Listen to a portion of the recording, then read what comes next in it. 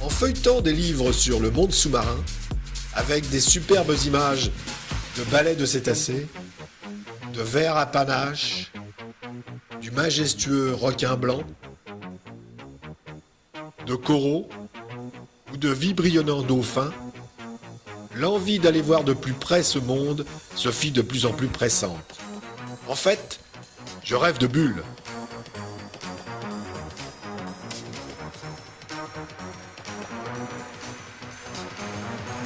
Mais des amis moniteurs m'ont fait passer le message suivant. Pas de plongée sans une préparation. Préparation physique, ça c'est un minimum. Et préparation technique, ça c'est nécessaire pour appréhender un milieu qui n'est pas tout à fait le nôtre.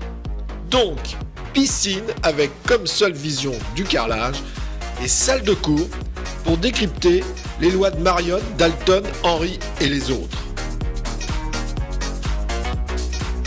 Peu de fausses pour être plus près de la réalité, mais avec toujours du carrelage comme environnement. Pour que tout ceci soit plus facilement absorbable, des séances plus ludiques sont vraiment nécessaires. Après l'effort, le réconfort. Tous les moyens sont bons.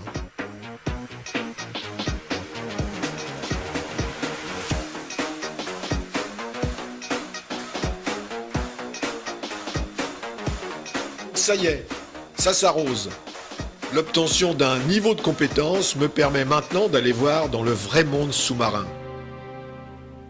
Je commencerai par de l'eau froide, la côte atlantique, parce que c'est plus près de nous et c'est plus facile pour nous d'y aller. Je dis que la visibilité est réduite. Bon on va aller voir. Effectivement, il y a de la particule. Mais d'entrée, on voit de la vie partout.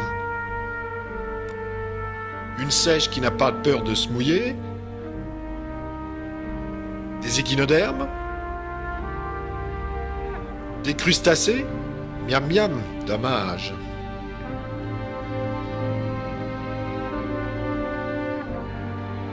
Il est temps de remonter et de se signaler car avec ce petit courant breton, nous avons un peu perdu le bateau de vue. Gonflage et oh, faut pas partir. Maintenant, l'eau chaude. C'est plus loin, mais c'est plus chaud. Et la visibilité est étonnante. Et là, mon rêve de bulle se réalise. La pesanteur n'existe plus. Je côtoie une infime partie de ce que l'on voit dans toutes les revues de plongée.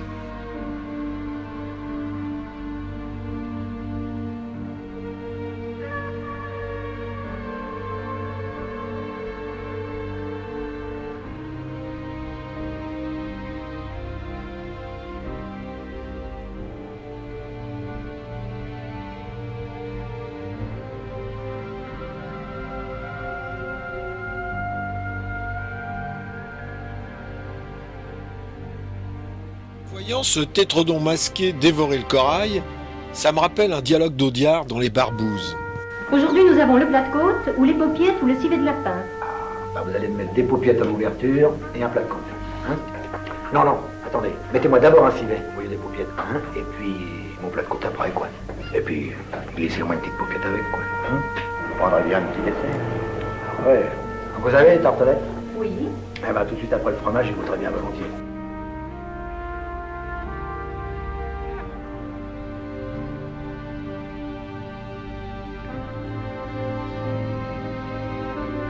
J'envie ce bon gros mérou pour sa stabilité et son calme.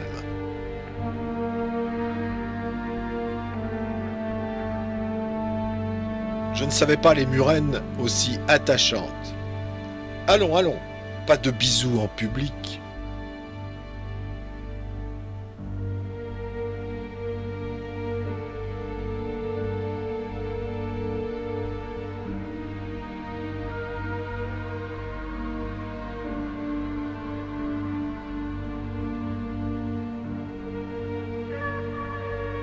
Et au milieu de cette faune abondante, on rencontre aussi des épaves.